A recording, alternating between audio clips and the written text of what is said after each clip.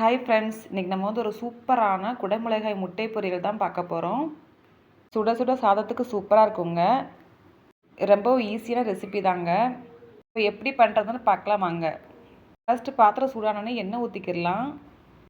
எண்ணெய் காஞ்சதும் கொஞ்சமாக கடுகு, கொஞ்சமாக ஜீரகம் போட்டுக்கோங்க. கடுகும் ஜீரகமும் பொரிஞ்சதுக்கப்புறம் வெங்காயம் சேர்த்துக்கலாங்க. நான் மீடியம் சைஸில் 2 வெங்காயம் சேர்த்துருக்கேன். வெங்காயம் நல்லா வேகட்டுங்க. வெங்காயம் வெந்ததுக்கப்புறமா குடமிளகாய் சேர்க்கணுங்க.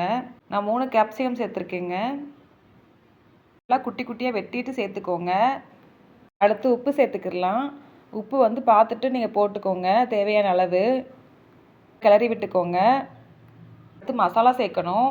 1 ஸ்பூன் மல்லிப்பொடி, 1/2 ஸ்பூன் வத்தல் பொடி, 1/4 ஸ்பூன் மஞ்சள் பொடி எல்லாம் சேர்த்து நல்லா கிளறி விட்டுக்கோங்க.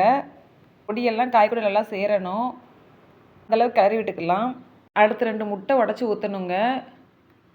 நான் 3 குடமிளகாய்க்கு 2 முட்டை சேர்த்துருக்கேங்க. கரெக்டாக இருக்கும். முட்டையும் காயும் சேர்கிற மாதிரி நல்லா கிளறி விட்டுக்கோங்க.